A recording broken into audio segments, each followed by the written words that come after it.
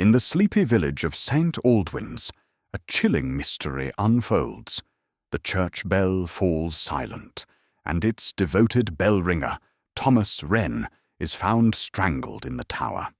Enter Hercule Poirot, the brilliant detective, as he unravels a web of secrets woven by a vengeful villager, a secretive priest, and a curious historian. With a silenced bell as the killer's signature, Poirot's little grey cells race against time to expose a motive rooted in pride and revenge. Will he restore the village's harmony, or will the truth remain buried in the shadows?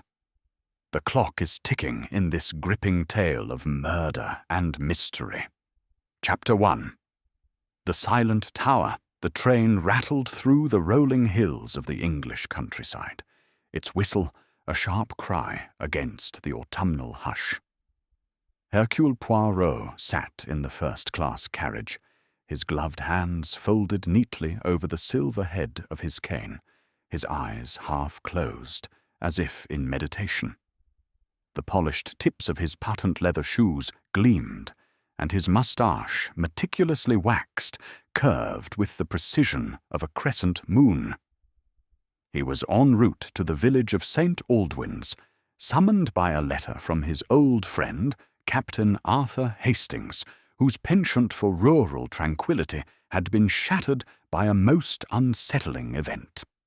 The letter, penned in Hastings' characteristically earnest hand, had arrived at Poirot's London flat 2 days prior. "My dear Poirot," it read, "a dreadful thing has happened. Thomas Wren, our church bell-ringer, was found dead in the tower, strangled, and the bell has not rung since. The village is in turmoil, and I beg you to lend your extraordinary mind to this mystery." Poirot, ever susceptible to the allure of a puzzle, had packed his valise at once. As the train slowed, Poirot peered through the window at St. Aldwyn's, a cluster of stone cottages and winding lanes framed by golden fields. The church spire pierced the sky, a silent sentinel over the village. Yet its silence, Poirot knew, was no mere absence of sound. It was a clue, a whisper of malice. He stepped onto the platform, the crisp air carrying the scent of damp leaves and wood smoke. Hastings awaited him, his broad face etched with worry beneath a tweed cap. "Poirot," he exclaimed, hurrying forward, "I can't tell you how glad I am you've come. It's a ghastly business. Wren dead and the bell silent. It's unnerved everyone." "Mon ami," Poirot replied, his voice soft but firm. "A bell that doesn't ring, and a man who no longer breathes. This is no coincidence. The little grey cells, they are already stirring." He adjusted his Homburg hat, his green eyes scanning the small crowd of villagers lingering near the station, their whispers trailing like mist. They set off toward St. Aldwyn's Church, a Norman structure of weathered stone that stood at the village's heart. A knot of onlookers gathered at the lych gate, their faces a mixture of curiosity and unease. Among them was Father Benedict, the vicar, his thin frame stooped within his cassock, his hands clutching a worn prayer book. His eyes, shadowed beneath heavy brows, met Poirot's with a flicker of desperation. "Monsieur Poirot," he said, his voice trembling slightly, "your reputation precedes you. This is a dark day for St. Aldwyn's. Thomas Wren was a pillar of our community, a man devoted to his duty. Who could commit such a sin in God's house?" Poirot inclined his head, his expression unreadable. "Father, the house of God, it is not immune to the passions of men. Tell me, when was Monsieur Wren discovered?" "This morning," Father Benedict replied. "The sexton, Mr. Dobbs, found him at dawn when he went to check the bell. It hadn't rung for the morning call, which is unheard of. Thomas was lying at the foot of the bell, a cord around his neck. Hastings shuddered. "It's chilling, Poirot. The bell's been ringing every Sunday for centuries. Now, not a sound." Poirot's moustache twitched, a sign of his mind at work. "The silence. It is as eloquent as any sound. Come, Hastings. Let us see this tower where death and silence meet." They approached the church, its heavy oak door creaking as Father Benedict led them inside. The nave was dim, lit only by the weak sunlight filtering through stained glass windows. Poirot's eyes darted about, noting the polished pews, the scent of old hymnals, and the faint echo of their footsteps. At the far end, a narrow spiral staircase led to the bell tower. Poirot paused, his gaze lingering on a single candle stub on a side table, its wax pooled unevenly.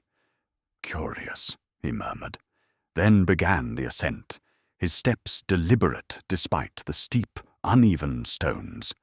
Hastings followed, puffing slightly, while Father Benedict remained below, murmuring a prayer. At the tower's summit, the great bell hung motionless, its bronze surface catching the light from a single arched window.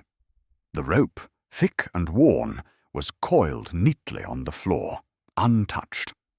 A wooden chair sat beside a small table, where another candle, burned almost to its base, stood sentinel. The air was thick with the musty scent of stone and rope, and Poirot's sharp eyes missed nothing.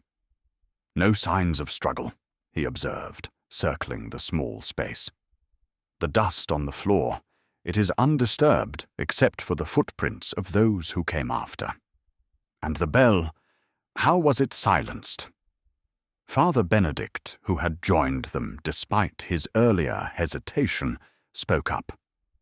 "The clapper was wrapped in cloth, Monsieur Poirot. The sexton found it that way. Whoever did this ensured the bell would not ring." Poirot's fingers brushed the bell's rim, his touch light as if greeting an old friend. To silence a bell, one must climb, one must plan. This was no act of impulse. The murderer, they wished to make a statement. Hastings frowned, rubbing his chin. But why bother with the bell? The village would notice its silence regardless. "Précisément," Poirot said, his voice low. "The silence, it is not merely an effect, it is the purpose. We must ask, what does this silence mean?" As they descended, Poirot's mind was already weaving a tapestry of possibilities.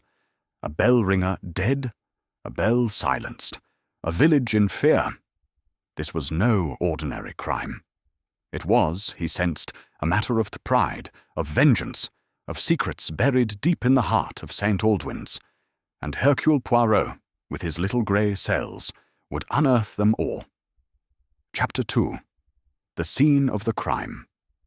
The morning mist clung to the spire of St. Aldwyn's Church, lending the ancient structure an air of solemn secrecy as Hercule Poirot and Captain Hastings approached the tower's base.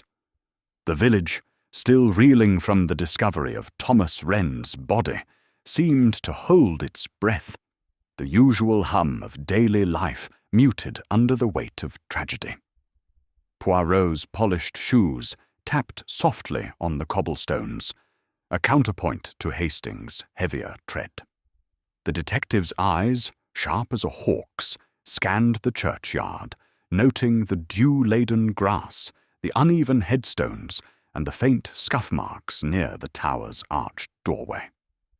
"Mon ami," Poirot said, pausing to adjust his gloves, "the scene of a crime, it is like a canvas.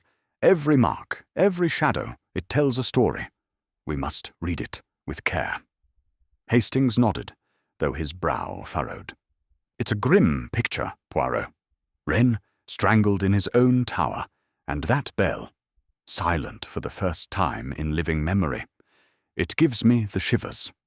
Poirot's moustache twitched, a sign of his mind's quiet machinery at work. "The shivers, Hastings?" "Non, non. What we feel is the presence of intention. A man does not die, and a bell does not fall silent by chance. Come, let us ascend. The tower door creaked as Father Benedict, who had joined them, pushed it open. His face, lined with worry, seemed to age further in the dim light. Monsieur Poirot, Inspector Reed is waiting above. He's been thorough, but I fear this mystery is beyond our simple village. Poirot inclined his head, his expression enigmatic. No mystery, Father, is beyond the order and method of Hercule Poirot. The spiral staircase was narrow, its stone steps polished to a treacherous sheen by centuries of use. Poirot climbed with deliberate care, his cane tapping lightly, while Hastings followed, muttering about the damp chill. The air grew heavier as they ascended, thick with the scent of old wood and metal. At the top, the bell chamber opened before them, a small, circular space dominated by the great bronze bell, its surface etched with faint inscriptions from a bygone era. The rope, thick and frayed at the edges, lay coiled like a sleeping serpent on the stone floor. A single wooden chair, its back worn smooth, stood beside a small oak table where a candle had burned down to a waxy stub, its wick blackened. Inspector Reed, a sturdy man with a bristling moustache and a no-nonsense air, greeted them with a nod. "Mr. Poirot, Captain Hastings, I've seen some queer cases in my time, but this one's a puzzle. Thomas Wren was found right here, at the base of the bell, strangled with a thin cord. Nasty business. No signs of a struggle, mind you. Looks like he was taken by surprise." Poirot's eyes swept the chamber, absorbing every detail. The dust on the floor, disturbed only by the footprints of the sexton and the police, the bell's clapper, wrapped tightly in a coarse cloth, the single window, its leaded panes admitting a sliver of grey light. He knelt beside the table, his gloved fingers hovering over the candle. "This candle, Inspector. It was lit when Wren was killed." Reed nodded. "Aye, burned low, as you see. Wren often stayed late to tend the bell, checking the ropes and such. He was particular about it." Poirot's gaze shifted to the bell. "And the clapper, how was it secured?" "Tied with that cloth," Reed said, pointing to the bell. "A rough bit of sacking, torn from something larger. Whoever did it didn't want the bell ringing, that's certain." Poirot approached the bell, his movements precise, almost reverent. He examined the cloth, noting its frayed edges and coarse weave. "This is no common rag," he murmured.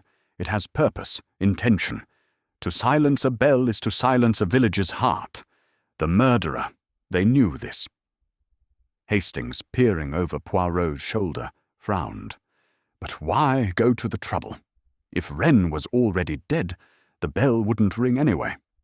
"Précisément," Poirot replied, his voice low. "The act of silencing the bell, it is symbolic. It is a message, Hastings, one we must decipher." He turned to Inspector Reed. "The cord used to strangle poor Monsieur Wren. May I see it?" Reed produced a small evidence bag containing a thin, twisted cord, no thicker than a bootlace.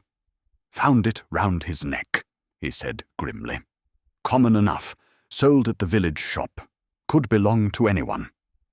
Poirot examined the cord through the bag, noting its slight sheen and tight weave. "Common, yet specific," he said. "A cord like this, it is not chosen by accident. It is strong, discreet, perfect for a silent kill." Father Benedict, who had been hovering near the staircase, cleared his throat. "Monsieur Poirot, Thomas was a good man, devoted to his duty.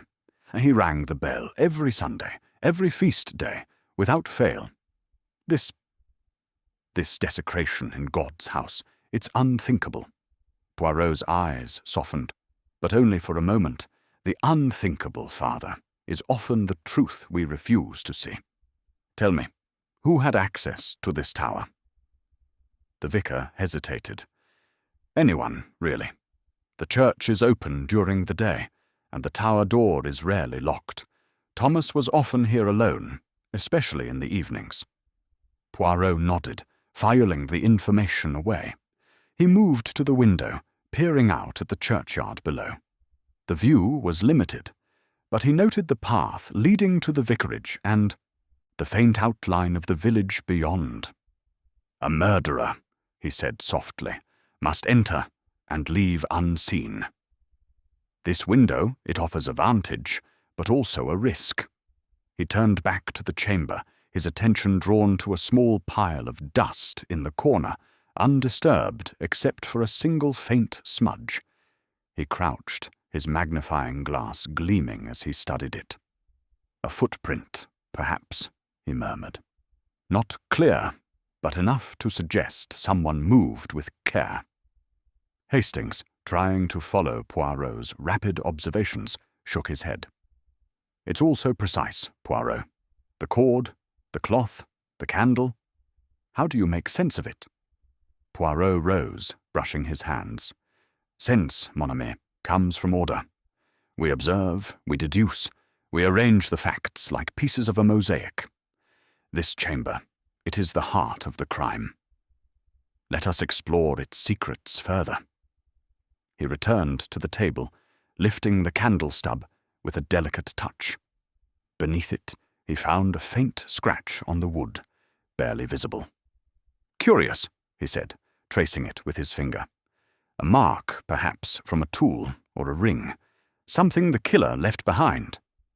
Inspector Reed raised an eyebrow. "A ring? That's a stretch, Mr. Poirot." Poirot smiled faintly. "A stretch, Inspector?"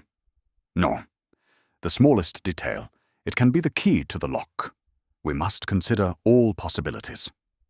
He moved to the bell rope, running his gloved fingers along its length. The fibers were worn, but intact, with no signs of tampering. The rope was not cut, he noted. The murderer relied on the cloth to silence the bell, not on disabling the mechanism. This suggests knowledge of the bell's workings.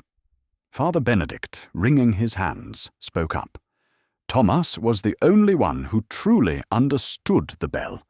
He'd been ringing it for 20 years, ever since his father passed.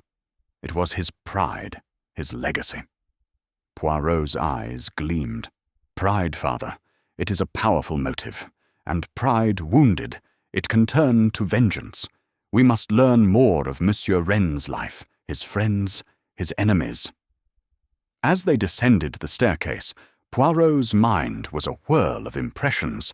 The candle's uneven wax, the cord's subtle sheen, the smudge in the dust.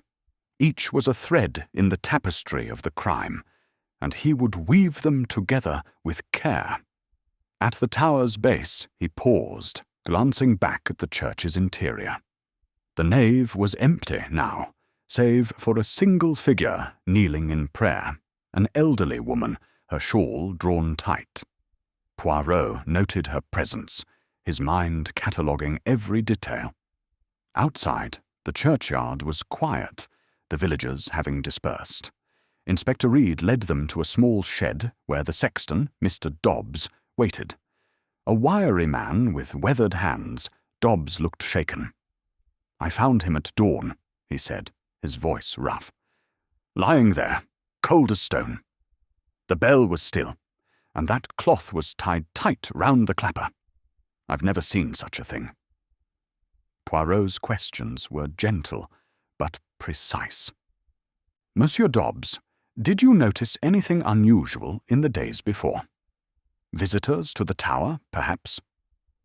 Dobbs scratched his chin. "Well, there was that historian fellow, Mr. Gray. Came by a few days ago, asking about the bell's history. Thomas showed him round, though he didn't seem pleased about it. And Eliza Marsh, she's been hanging about the churchyard more than usual, muttering to herself." Poirot's eyes narrowed. Eliza Marsh, you say? And what is her connection to Monsieur Wren? Dobbs shrugged. Bad blood, from years back. Thomas called her out for spreading lies about his wife, God rest her.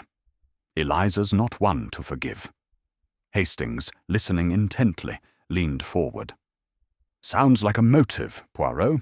A grudge like that could fester. Poirot nodded, but his expression remained guarded. A grudge, yes, but we must not leap to conclusions. The truth, it lies in the details, not in the passions alone. They left the shed, Poirot pausing to examine the churchyard path. The grass was trampled near the tower door, but the marks were indistinct, blurred by the morning's dew. He crouched, his magnifying glass catching the light as he studied the ground. A single blade of grass, bent at an odd angle, caught his eye. Interesting, he murmured, but he did not elaborate. As they walked back to the vicarage, Father Benedict spoke softly. Monsieur Poirot, I must tell you, Thomas and I had our differences. He wanted to install an electric bell system to ease his work. I opposed it. The bell is a tradition, a sacred voice. We argued, but I swear I had no hand in his death. Poirot's smile was enigmatic. Your candor, Father. It is noted. But rest assured, Hercule Poirot does not accuse without evidence. At the vicarage, over a cup of weak tea, Poirot sat in silence, his mind turning over the morning's discoveries. The bell chamber, with its silent bell and burned-out candle, was a stage set for murder. The cord, the cloth, the smudge in the dust, each was a clue, a piece of the puzzle. But the picture they formed was still unclear, obscured by the shadows of human motive. Hastings, Poirot said at last, this crime, it is not merely about death. It is about control, about silencing what should be heard. The bell's silence, it has the murderer's signature. Hastings shivered, despite the fire in the vicarage hearth. You make it sound almost poetic, Poirot. Poetic? Poirot's eyes twinkled. Non, mon ami, it is precise. And precision, it will lead us to the truth. As the afternoon sun dipped below the horizon, casting long shadows over St. Aldwyn's, Poirot knew the investigation had only begun. The tower held its secrets tightly, but he would unravel them, one careful thread at a time. Chapter 3. The Suspects. The vicarage parlour, with its faded chintz curtains and heavy oak furniture, exuded an air of quiet respectability. But beneath its calm surface, tension simmered. Hercule Poirot sat in a high-backed chair, his hands folded neatly over his cane, his green eyes gleaming like polished jade as he surveyed the three individuals before him. The fire in the hearth cast flickering shadows, lending a theatrical quality to the scene, as if the room itself were holding its breath, awaiting the unravelling of a grim drama. Captain Hastings stood by the window, his silhouette sharp against the late afternoon light, while Father Benedict hovered near the tea-tray, his fingers twitching as he arranged and rearranged the cups. Poirot had insisted on this gathering, a carefully orchestrated tableau, to observe the suspects in the murder of Thomas Wren, the bell-ringer of St. Aldwyn's Church. The silent bell and the strangled man were twin mysteries, and Poirot knew that the truth lay not only in the physical clues of the tower, but in the hearts and minds of those now seated before him. Mesdames et messieurs, Poirot began, his voice soft yet commanding, we are here to discuss a tragedy most grave. Monsieur Thomas Wren, a man of duty, lies dead, and the bell he tended, it is silent. This is no accident, no caprice of fate. It is murder, deliberate and precise, and you, each of you, had reason to cross paths with the victim. Father Benedict, his thin face pale beneath his greying hair, clutched his prayer book as if it were a shield. "Monsieur Poirot," he said, his voice tremulous, "I am a man of God. To think I could be suspected of such a sin.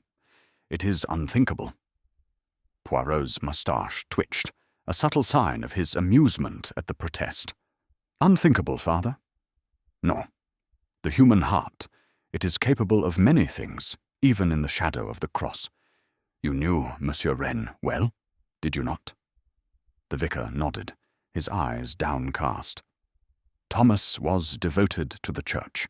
He rang the bell for every service, every holy day, with a precision that was almost sacred. He was a man of habit, of pride in his work. "And yet," Poirot said, leaning forward slightly, "pride, it can breed conflict. Tell me, Father, were there no disagreements between you and this devoted man?" Father Benedict hesitated, his fingers tightening on the prayer book. "We had words, yes, but nothing to warrant this. Thomas was a good soul, if stubborn." Poirot's gaze shifted to the second figure, Eliza Marsh, a woman of middle years whose sharp features and sharper eyes betrayed a temperament both fierce and unyielding. She sat stiffly, her hands folded in her lap, her dark dress patched but immaculate. Her lips were set in a thin line, as if daring Poirot to accuse her outright. "Madame Marsh," Poirot said, his tone deceptively mild, "you were no friend to Monsieur Wren. The village speaks of a feud, one that has lingered like a shadow. Is this true?" Eliza's eyes flashed, but her voice was steady. "I didn't care for Thomas Wren. That's no secret. He was a pompous fool. Always acting as if ringing that bell made him Lord of St. Aldwyn's. Years ago he shamed me before the village, called me a liar over some gossip about his wife. I've not forgotten it, nor forgiven." Poirot's eyebrows rose slightly. "And this grudge, madame, it was enough to bring you to the church, perhaps to the Tower, on the night he died."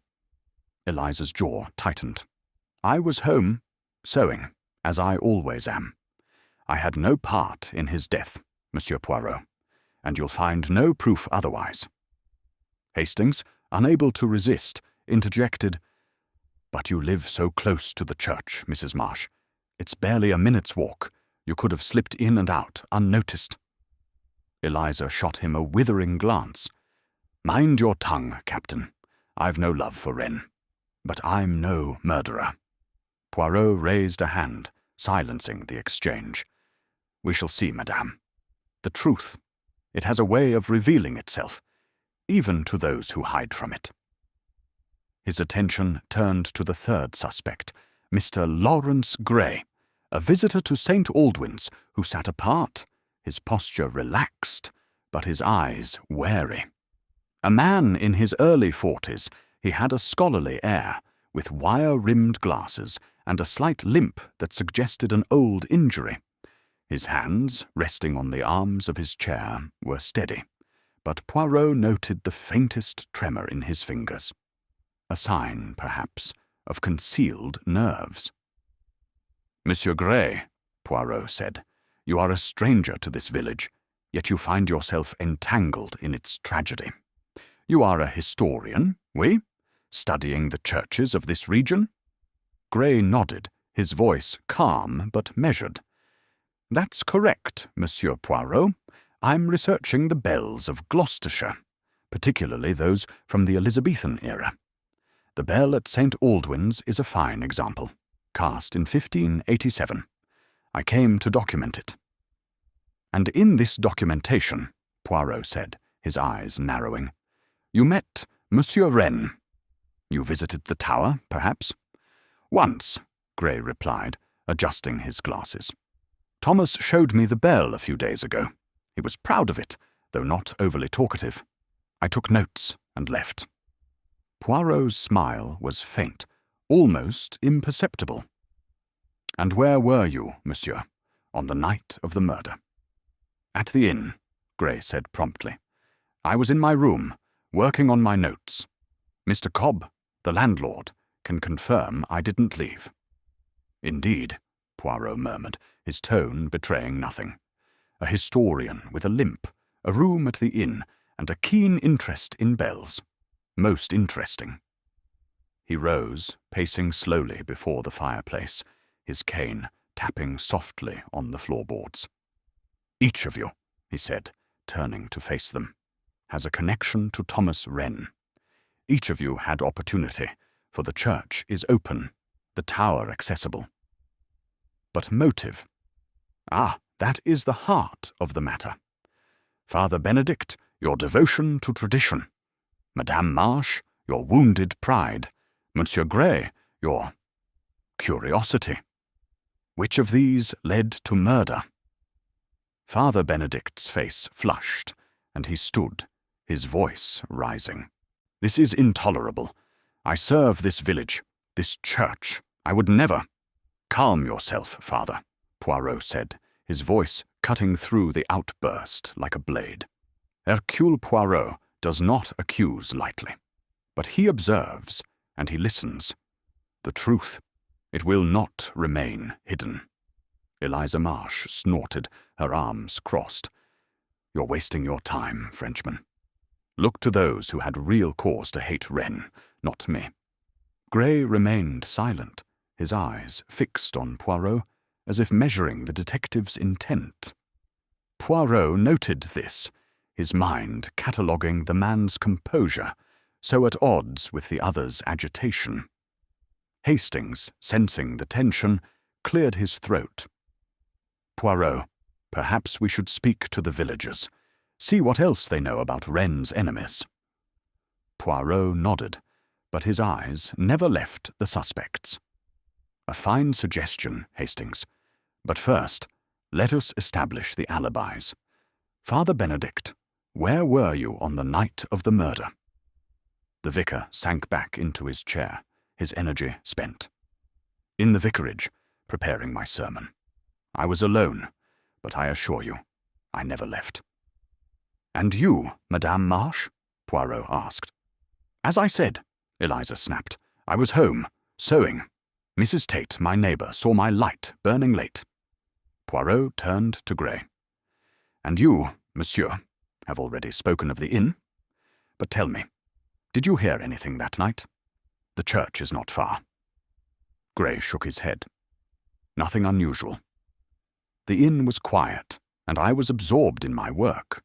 Poirot's smile was enigmatic. Very well. For now, we part. But rest assured, mes amis, Hercule Poirot will return, and with him, the truth. As the suspects filed out, Father Benedict murmuring prayers, Eliza casting a defiant glance, and Gray limping silently, Poirot turned to Hastings. What do you make of them, mon ami? Hastings rubbed his chin. Eliza's got a temper, and that grudge sounds serious. The vicar's nervous, but he seems genuine. Gray, though, he's too calm, don't you think? Like he's hiding something. Poirot's eyes twinkled. You see, Hastings, but you do not observe. Each of them hides something, but it is not always guilt. The little grey cells, they tell me we must look deeper. Into the past, into the village, into the silence of that bell. They stepped into the fading light, the church spire looming against the dusk. Poirot paused, his gaze lingering on the tower. The suspects, Hastings, they are like notes in a melody. We must find the tune they play, and then we shall know who struck the fatal chord. Chapter 4. The Village's Pulse.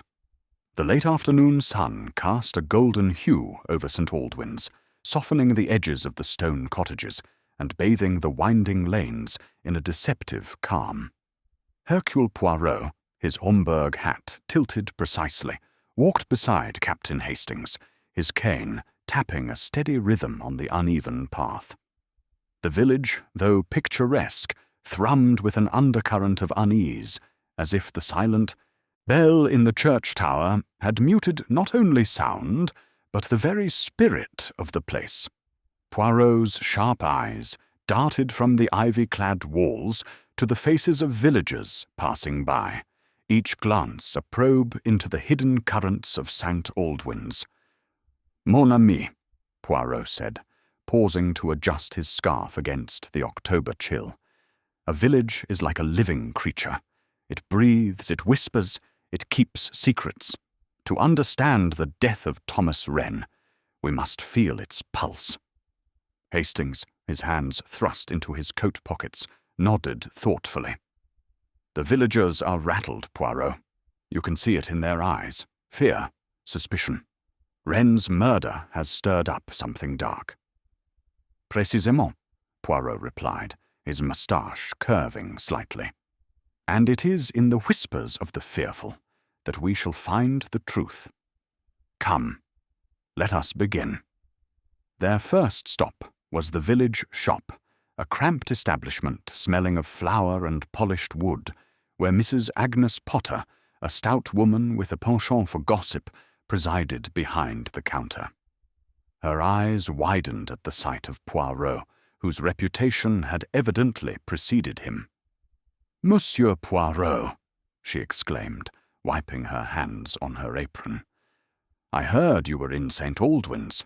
Terrible business. Poor Thomas Wren. Strangled in the church tower. Who'd have thought such a thing could happen here?" Poirot inclined his head, his expression one of polite interest. "Madame Potter, you know the heart of this village. Tell me, what was Monsieur Wren to the people of St. Aldwyn's?" Agnes leaned forward, her voice dropping to a conspiratorial whisper. "Thomas was a proud man. Too proud, some say. That bell was his kingdom, and he guarded it fiercely. Not everyone took to his high and mighty ways. Eliza Marsh, now, she hated him. Years back, Thomas called her out in front of the whole village, accused her of slandering his late wife, Mary. Said she'd spread lies about Mary's character. Eliza's not one to let a slight go, monsieur. She's been bitter ever since." Poirot's eyes gleamed. This feud, it was well known. "Oh, aye," Agnes said, nodding vigorously. "Eliza's got a tongue like a viper. She'd mutter about Thomas whenever his name came up, saying he'd get his comeuppance one day." Hastings, standing by a shelf of tinned goods, raised an eyebrow. "Sounds like a motive, Poirot. A woman scorned and all that." Poirot's smile was faint. "A motive, perhaps, but we must not be swayed by the obvious. Madame Potter, were there others who clashed with Monsieur Wren?" Agnes pursed her lips, thinking. "Well, there was talk of Thomas arguing with Father Benedict about the bell. Thomas wanted some newfangled electric system, but the vicar wouldn't hear of it, said it was against tradition. And then there's that stranger, Mr. Gray. He's been poking about the church, asking questions about the bell. Odd sort, if you ask me." Poirot nodded, filing each detail away. "And Monsieur Wren himself, did he have habits, routines, that might have made him vulnerable?" "Thomas was a creature of habit," Agnes replied. "Every evening he'd go to the tower to check the ropes, oil the mechanism. Like clockwork, he was. Anyone who knew him could have guessed where he'd be." "Thank you, madame," Poirot said, tipping his hat. "Your words, they are most illuminating." As they left the shop, Poirot paused to observe a group of children playing near the village green, their laughter a stark contrast to the tension in the air. "The routine of the victim," he murmured. "It is the murderer's opportunity. We must learn more of this village's rhythm." Their next destination was the Black Swan Inn, a timbered building with a sagging roof and a sign creaking in the breeze. Inside, the air was warm with the scent of ale and wood smoke. Mr. Cobb, the landlord, A burly man with a ruddy face greeted them with a cautious nod. "Captain Hastings, and you must be the famous detective, Mr. Poirot? Come about poor Thomas, I reckon." "Indeed, Monsieur Cobb," Poirot said, settling into a chair by the fire. "You see much in this inn, the comings and goings of St. Aldwyn's. Tell me of Monsieur Laurence Gray, the visitor." Cobb wiped a glass with a cloth, his movements deliberate. "Gray? Quiet fellow, keeps to himself. Came here a week ago. Said he's studying old bells. Spent his days scribbling in a notebook or walking to the church. Odd, if you ask me, but harmless enough." Poirot's eyes narrowed. "And the night of the murder? Where was Monsieur Gray?" "In his room, far as I know," Cobb said.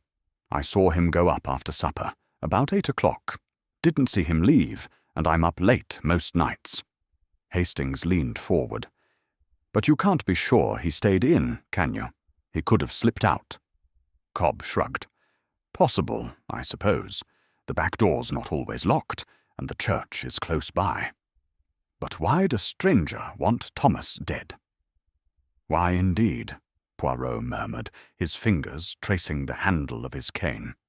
"Did Monsieur Wren ever visit the inn? Perhaps speak of his troubles?" "Thomas wasn't much for drinking," Cobb said. "He'd come in now and then, but mostly to talk about the bell. Proud as a peacock about it he was. Said it was his duty to keep it ringing true." Poirot nodded, his mind turning over the landlord's words. "And did you notice anything unusual in the days before his death? Visitors, perhaps, or strange behavior?" Cobb thought for a moment. "Well, Eliza Marsh was in here a few nights ago, looking sour as ever. She didn't say much, but she was watching Thomas when he stopped by for a pint. Gave him a look that could curdle milk." "Most interesting," Poirot said, rising. "We thank you, Monsieur Cobb. Your observations, they add colour to our canvas." As they stepped into the street, the church bell tower loomed against the darkening sky, a silent sentinel over the village. Poirot paused, his gaze fixed on the spire. "Hastings, do you see how the pieces begin to fit?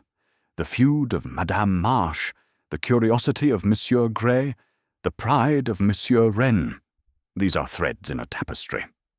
But the pattern, it is not yet clear." They continued their walk, passing the village green, where a group of women stood whispering, their eyes darting toward the church. Poirot approached, his manner disarming. "Mesdames," he said, tipping his hat, "you knew Thomas Wren, oui? What can you tell me of his life?" One woman, Mrs. Tate, Eliza Marsh's neighbour, spoke up. "Thomas was a good man, but set in his ways. He and Eliza never got on, not since that business with his wife. Eliza's been bitter ever since, always muttering about justice." Another, a younger woman named Clara, added, "And that Mr. Gray, he's been asking about the church, wanting to know about the bell's history. Thomas didn't like him poking about, said it was disrespectful." Poirot listened intently, his mind cataloguing each fragment of information. "And Father Benedict?" he asked. "Did he and Monsieur Wren ever clash?" Mrs. Tate hesitated. "There was talk of an argument, yes. Thomas wanted to modernize the bell, but Father Benedict wouldn't hear of it, said it was like tampering with God's voice." As they thanked the women and moved on, Hastings glanced at Poirot. "It's a tangled web, isn't it? Eliza's grudge, Gray's nosiness, the vicar's stubbornness. Any of them could have done it." Poirot's eyes twinkled. "A web, yes, but every web has a centre, Hastings. We must find the spider who spun it." They paused at the edge of the churchyard, the tower's shadow stretching toward them. Poirot's gaze lingered on the path leading to the tower door, where the grass was still damp from the morning's dew. He crouched, his magnifying glass catching the fading light as he examined the ground. A faint indentation, barely noticeable, suggested a recent passage. "Someone walked here," he murmured, "but lightly, with care." Hastings frowned. "Could be anyone, Poirot. Villagers cross the churchyard all the time."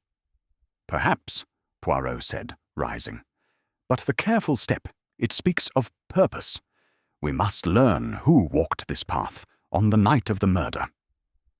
As the sun dipped below the horizon, casting St. Aldwyn's into twilight, Poirot felt the villagers' pulse quicken. The whispers, the glances, the half-spoken truths, they were the lifeblood of this mystery, and Hercule Poirot, with his unerring instinct for order, would follow that pulse to its source. Chapter 5. The priest's confession. The vicarage garden, though modest, was a haven of order, its rose bushes trimmed with care, and its gravel paths raked smooth. Hercule Poirot, seated on a wrought-iron bench, sipped a cup of tea, its delicate aroma a small comfort against the chill of the October evening. Captain Hastings sat opposite, his expression one of restless curiosity, while Father Benedict, the vicar of St. Aldwyn's, stood nearby, his hands clasped, as if in prayer. The setting sun cast long shadows across the lawn, and the distant church tower loomed, its silent bell a reminder of the crime that had brought them together. Poirot had requested this private meeting, sensing that Father Benedict, with his nervous demeanour and evasive glances, held more than he had yet revealed.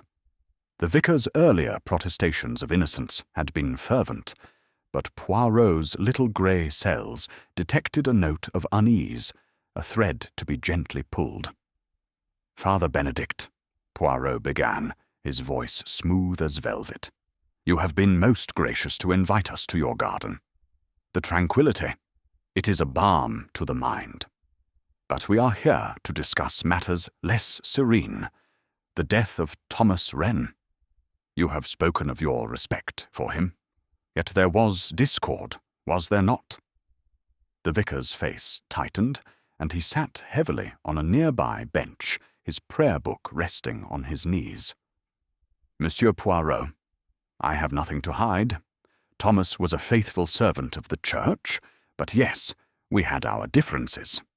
I told you of his wish to install an electric bell system, a modern contraption that would replace the manual ringing. I opposed it, not out of malice, but because the bell is a sacred tradition, a voice that has called the faithful for centuries." Poirot's eyes gleamed, catching the fading light. "And this opposition, it led to an argument, oui? One that was, perhaps, more heated than you have admitted." Father Benedict's fingers tightened on the prayer book, his knuckles whitening. I confess, Monsieur Poirot, it was more than a discussion. A week ago, in the vestry, Thomas pressed his case with unusual vigour. He said the manual ringing was too taxing, that his health was not what it was. I told him the bell was a gift from God, not to be tampered with by machines. My words were sharp, I admit. I raised my voice, called his proposal a betrayal of our heritage. Hastings leaned forward, his brow furrowed. "Raised your voice, Father. That's putting it mildly, I'd wager. Was it just words, or did things get out of hand?" The vicar's eyes widened, and he shook his head vehemently. No, Captain Hastings. It was an argument, nothing more. I would never lay a hand on Thomas, nor anyone. My duty is to guide, not to harm." Poirot's smile was faint, almost imperceptible. "Your duty, Father, it is clear. But the heart, it can be swayed by passion, even in a man of God. Tell me, Where were you on the night of the murder, after your sermon preparations?" Father Benedict hesitated, his gaze dropping to the gravel at his feet. "I was in the vicarage, as I said. I worked late, alone, on my notes for Sunday's service. The parable of the prodigal son. It required much thought. I did not leave the house." Poirot's fingers traced the silver head of his cane, his expression thoughtful. "Alone, you say? No one to confirm this solitude. The vicarage, it is but a short walk from the church tower, no?" The vicar's face flushed, and he stood abruptly, his voice trembling. "Monsieur Poirot, I see where your questions lead, but I swear before God, I had no part in Thomas's death. My sin, if it is one, was pride in our traditions, nothing more." Poirot raised a hand, his gesture calming. "Peace, Father. Hercule Poirot does not accuse without evidence, but the truth, it requires candor. Is there anything else you wish to share? Perhaps something Thomas said, something that troubled you?" Father Benedict sank back onto the bench, his shoulders sagging. "There was one matter. A few days before his death, Thomas seemed preoccupied. He mentioned a visitor to the tower, that historian, Mr. Gray. Thomas said the man asked too many questions, not just about the bell, but about its maintenance, its ropes. Thomas thought it odd, even intrusive."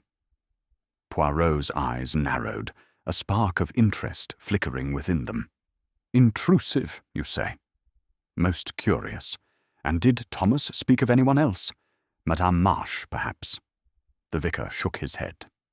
"Not directly, but he knew of Eliza's bitterness. He once said she was a woman who held grudges like a miser holds gold, but he never feared her, not openly."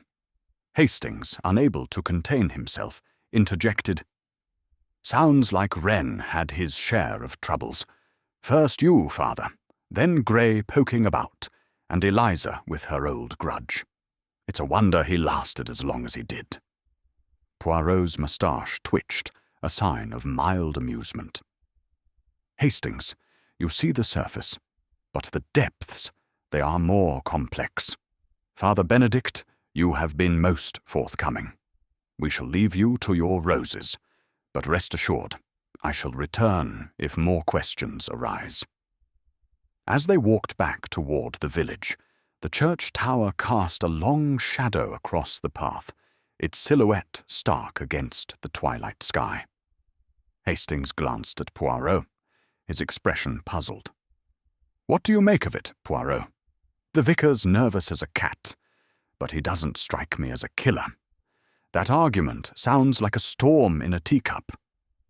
Poirot paused, his cane tapping softly on the ground. "A storm in a teacup, mon ami. Perhaps. But even a small storm can capsize a fragile vessel. Father Benedict speaks of pride, of tradition, but there is fear in his eyes. Fear of what, I wonder? And this mention of Monsieur Gray, his questions, they disturb the picture." They continued their walk, passing the village green, where a few late stragglers lingered, their conversations hushed. Poirot's mind was a whirl of impressions. The vicar's trembling hands, the mention of Gray's intrusive queries, the shadow of Eliza Marsh's grudge.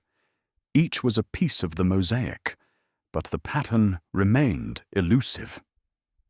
"Hastings," Poirot said suddenly, "we must consider the nature of this crime.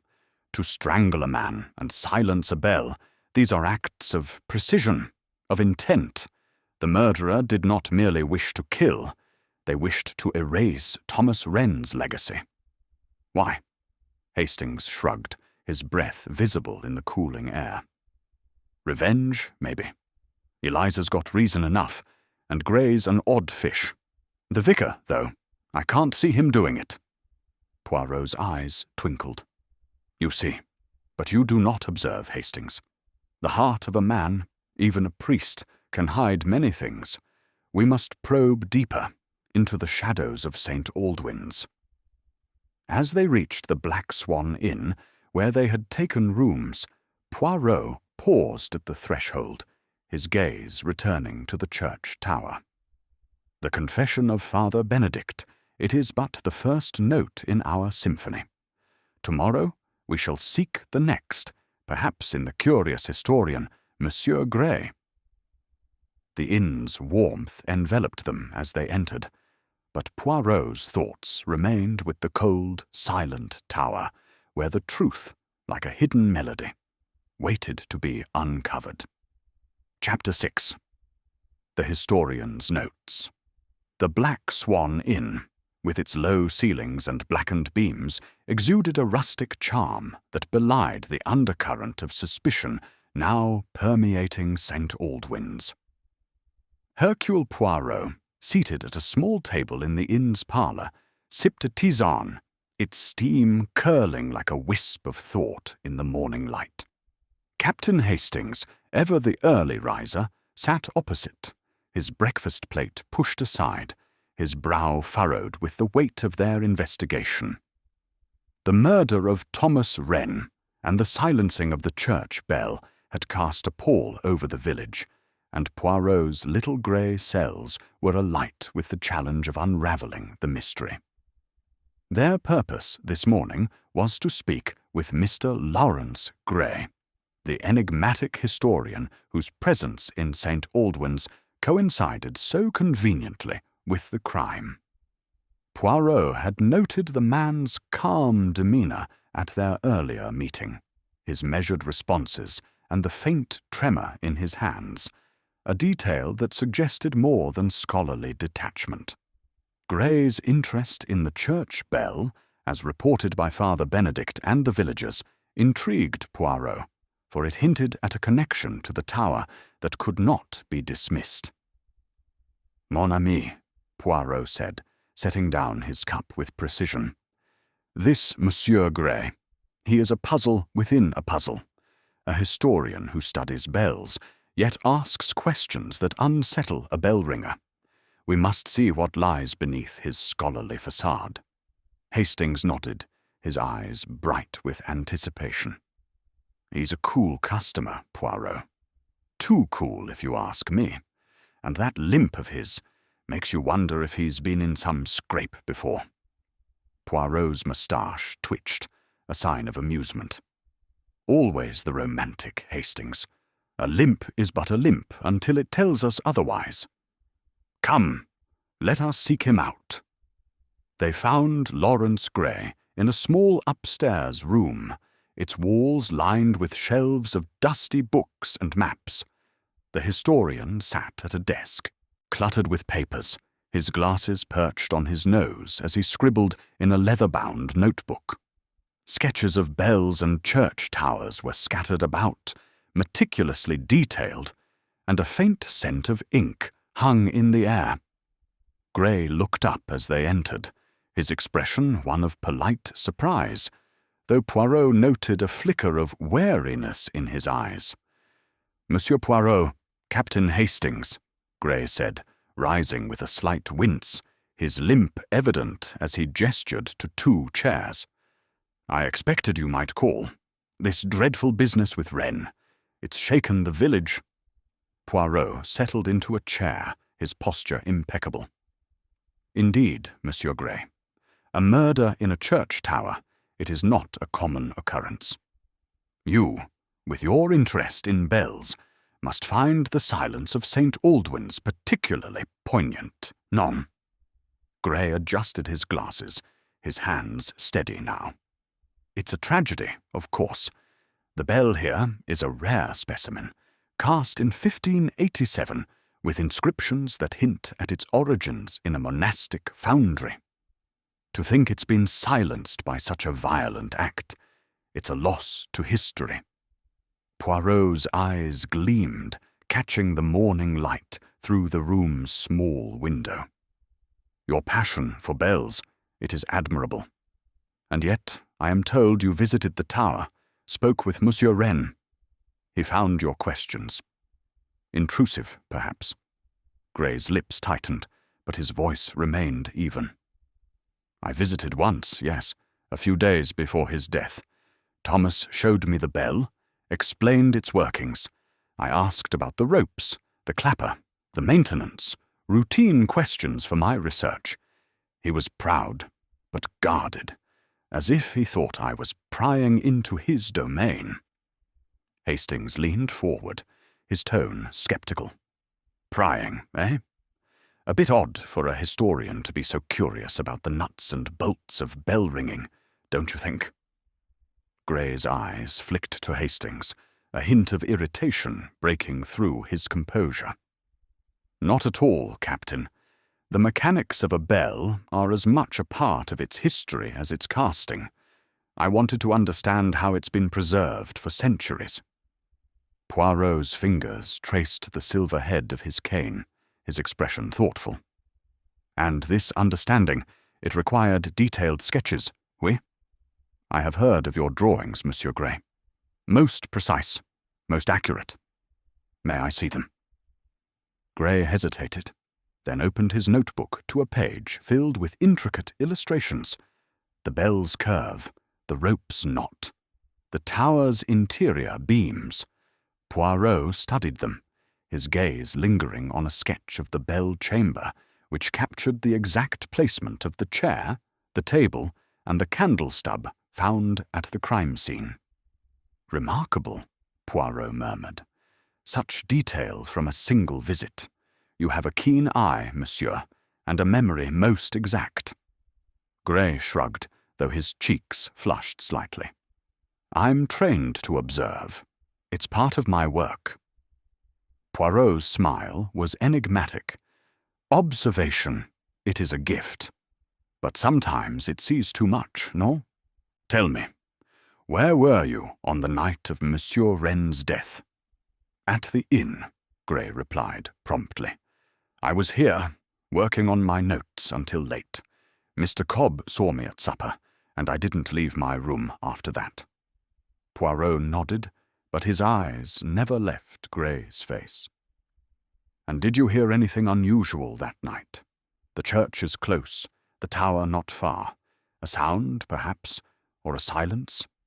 Gray shook his head, his expression unruffled. Nothing out of the ordinary. The village was quiet, as it always is. Hastings, growing impatient, pressed further. But you could have slipped out, couldn't you?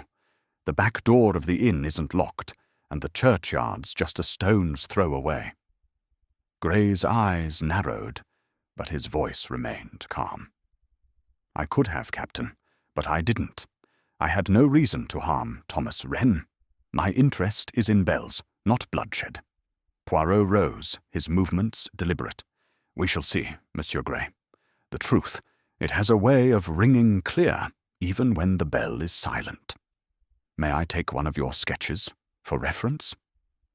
Gray hesitated, then tore a page from his notebook, a less detailed drawing of the bell itself, and handed it to Poirot. If it helps your investigation, by all means.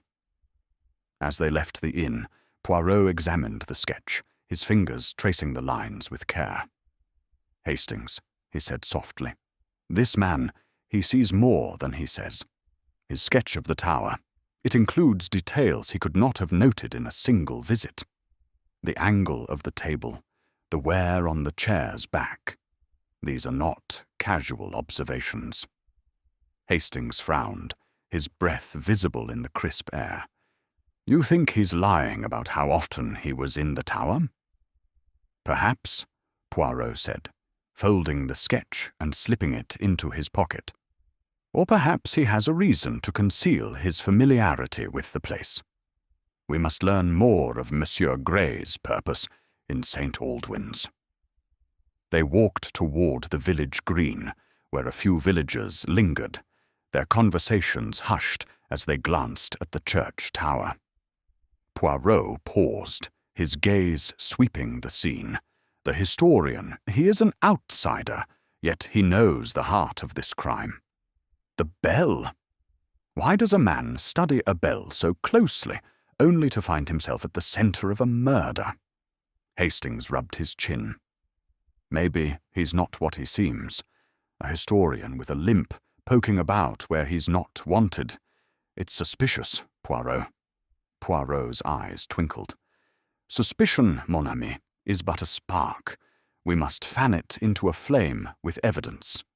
Let us return to the inn later, to speak again with Monsieur Cobb. He may have seen more than he realizes. As they continued their walk, the church tower loomed in the distance, its silence a constant reminder of the mystery. Poirot's mind was a whirl of impressions. Gray's precise sketches, his calm denial, the faint tremor in his hands. Each was a note in the melody of the crime, and Poirot was determined to hear the full tune. Chapter 7. Eliza's Alibi. The narrow lane leading to Eliza Marsh's cottage was lined with hedgerows, their leaves tinged with the russet hues of autumn. Hercule Poirot, his Homburg hat tilted against the morning breeze, walked with a measured step, his cane tapping a rhythm as precise as a metronome. Captain Hastings, at his side, scanned the surroundings with the keen eye of a man accustomed to action, though his thoughts were clouded by the complexities of their investigation. The murder of Thomas Wren and the silencing of St. Aldwyn's bell had woven a web of suspicion, and Eliza Marsh, with her long-held grudge, was a thread Poirot was eager to examine. "Mon ami," Poirot said, pausing to adjust his scarf. "Madame Marsh is a woman of fire, non? Her anger, it burns brightly, but we must discern whether it is the flame of guilt or merely resentment." Hastings nodded, his expression serious. "She's got motive in spades, Poirot. That business with Wren humiliating her, it's the sort of thing that festers. And her cottage is so close to the church, she could have slipped into the tower without anyone noticing." Poirot's moustache twitched, a sign of his mind at work. "Opportunity, yes, but opportunity is not proof. We must test her alibi, observe her manner. The truth, it hides in the smallest gestures." The cottage came into view, a squat stone building with a thatched roof and a garden bursting with herbs and late-blooming flowers. The air carried the sharp scent of rosemary and lavender, mingling with the faint smoke from a chimney. Eliza Marsh stood at her gate, her arms crossed, her sharp eyes narrowing as she spotted the two men approaching. Her dark dress, patched but clean, hung stiffly on her frame, and her greying hair was pulled back in a severe bun, giving her the look of a woman who brooked no nonsense. "Monsieur Poirot," she said, her voice edged with defiance, "I reckoned you'd come sniffing around. What do you want with me? I've said all I'm going to about Thomas Wren." Poirot inclined his head, his smile disarming. "Madame Marsh, your candour. It is refreshing. We seek only to understand the events of that tragic night. You have said you were home, sewing. May we enter and discuss this further?" Eliza hesitated, her gaze flicking to Hastings, then back to Poirot. With a curt nod, she opened the gate and led them into the cottage. The interior was cramped but orderly, with a low ceiling and a hearth where a small fire crackled.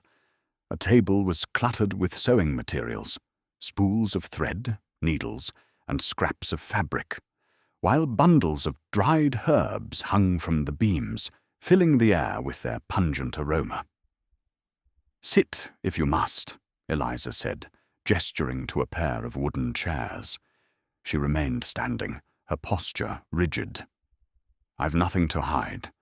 I was here that night, working on a shawl for Mrs. Tate. She'll tell you my light was on till late." Poirot settled into a chair, his hands folded over his cane. "Madame, your neighbour, Mrs. Tate, is a valuable witness, and we shall speak with her. But first, Let us consider your history with Monsieur Wren. The village speaks of a feud, one born of harsh words spoken years ago. Tell me of this." Eliza's lips tightened, and she crossed her arms more tightly. Thomas Wren was a cruel man, hiding behind his so-called duty. 10 years ago, he stood in the village square and called me a liar, said I'd spread vile gossip about his wife, Mary. I only repeated what I'd heard, that she'd been too fond of the bottle. He shamed me before everyone, made me a laughingstock. I've not spoken to him since, nor wanted to. Hastings, seated beside Poirot, leaned forward. That's a long time to hold a grudge. Mrs. Marsh, long enough to want him out of the way, maybe. Eliza's eyes flashed, but her voice remained steady. I hated Thomas Wren. I won't deny it. But I didn't kill him. I'm no fool. I know what the village thinks. But I was here, sewing, not creeping about the church tower. Poirot's eyes gleamed as he studied her, noting the tension in her shoulders, the defiant tilt of her chin. "Madame, your anger, it is palpable. And the church, it is but a minute's walk from your door. A woman of your resolve could move swiftly. Silently, non?" Eliza snorted, her hands dropping to her hips. "You think I'd risk my neck for that man? I'd sooner let him rot in his pride than dirty my hands with his blood." Poirot's smile was faint. And yet, the bell was silenced, a gesture that speaks of defiance, of triumph over a man's pride. You, who resented his lordly ways, might find such an act satisfying. Eliza's face darkened, but she held his gaze. "I didn't touch that bell, nor Wren. You've no proof, Monsieur Poirot, and you won't find any." Poirot rose, his movements deliberate, and approached the sewing table. His gloved fingers hovered over a pile of fabric scraps, his eyes scanning the assortment of threads and cloths. "Your work, madame, it is meticulous. Such skill requires patience, precision, qualities that could serve a darker purpose, perhaps." Eliza stepped forward, her voice sharp. "Don't you dare twist my work into your suspicions. I sew to live, not to kill." Poirot's gaze lingered on a small bundle of coarse sacking, tucked among the finer fabrics. It was similar in texture to the cloth used to silence the bell, though he made no comment. Instead, he turned to her with a courteous nod. "We shall trouble you no further for now, madame, but we will speak with Mrs. Tate to confirm your alibi." As they left the cottage, Hastings glanced back at Eliza, who stood at her gate, watching them with a scowl. "She's a tough one, Poirot. All that anger. It's hard to believe she stayed home that night." Poirot's moustache twitched. "Anger, Hastings. It is a powerful force, but it does not always lead to murder. We must verify her story with this Mrs. Tate." They crossed the lane to a neighboring cottage where Mrs. Tate, a plump woman with a kindly face, was hanging laundry. She greeted them warmly, though her eyes betrayed a flicker of unease when Poirot mentioned Eliza. "Oh, Eliza was home that night," Mrs. Tate said, pinning a sheet to the line. "I saw her light burning past 10, and I heard her moving about. Her floorboards creak something awful. She's always sewing late, poor dear." Poirot's eyes narrowed slightly. "And you are certain of the time, madame? You saw no one else near her cottage or the church?" Mrs. Tate shook her head. "Not a soul. It was a quiet night, till the bell didn't ring at dawn. That's when we knew something was wrong." Hastings, sensing a dead end, sighed. "Sounds like Eliza's in the clear, Poirot. If Mrs. Tate's sure she was home, that's that." Poirot's smile was enigmatic. "In the clear, Hastings?" "No, a light in a window, a creaking floor. These are not proof, only suggestion. And the church, it is so close. A minute's walk, as you said. They thanked Mrs. Tate and retraced their steps toward the village centre, the church tower visible in the distance. Poirot paused, his gaze fixed on the path leading to the churchyard. The proximity of Madame Marsh's cottage, it is significant. She could have left, committed the act, and returned before her absence was noted. And that sacking on her table, did you see it, Hastings? Hastings frowned, trying to recall. Looked like ordinary cloth to me. You think it's like the one on the bell? Perhaps, Poirot said, his voice low. We must compare it, but discreetly. For now, we note that Madame Marsh has motive, opportunity, and perhaps the means. But the truth, it requires more than suspicion. As they reached the Black Swan Inn, Poirot's mind was a whirl of impressions. Eliza's fiery defiance, the sacking on her table, Mrs. Tate's earnest testimony.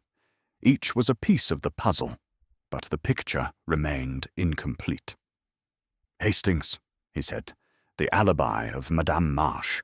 It is like a seam in her sewing, strong at a glance, but easily unravelled with the right tug. We must keep pulling.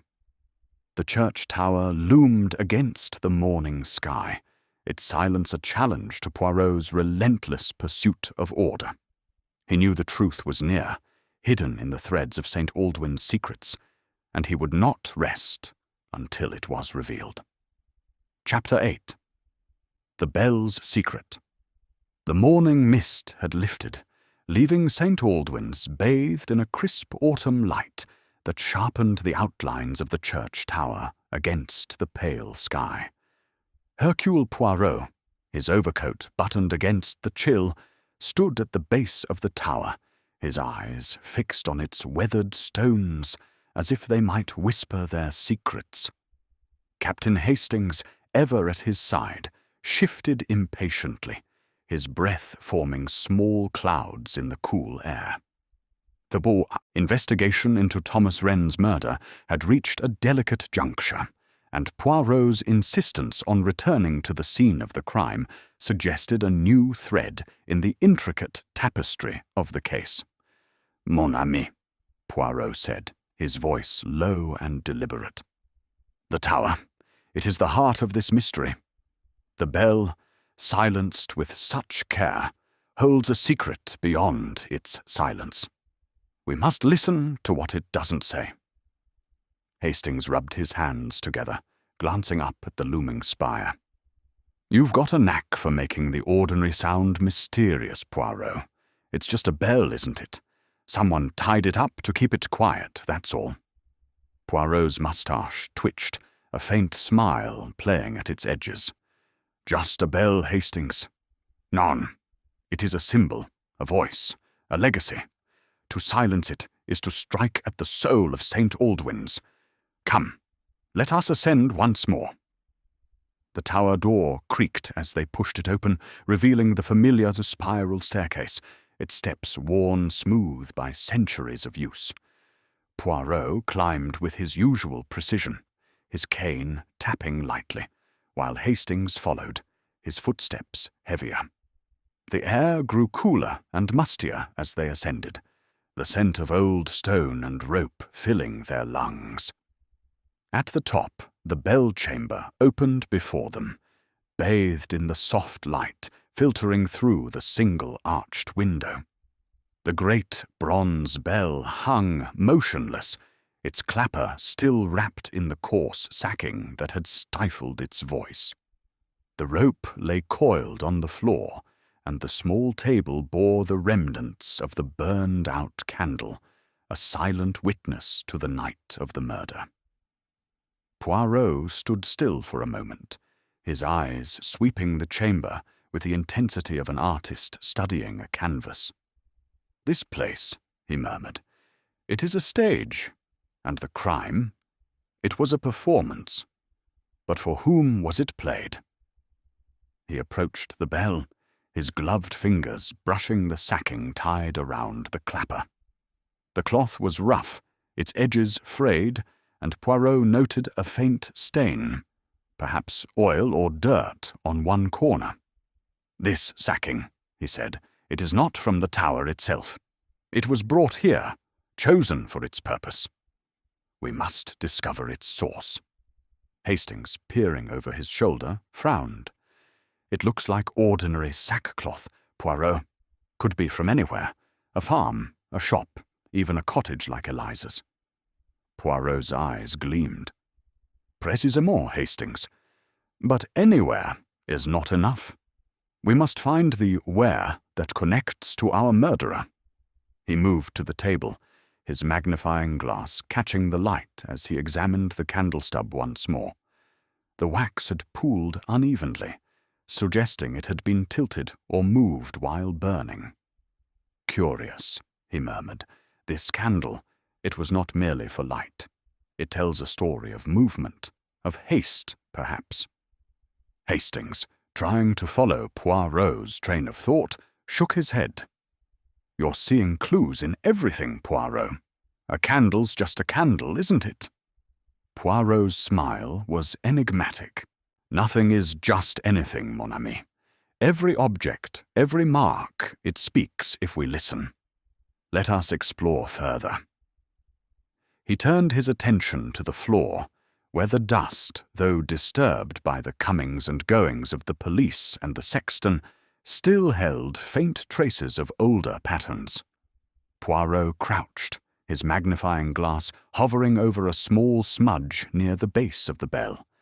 It was not a footprint, but a faint arc, as if something had been dragged or brushed against the stone.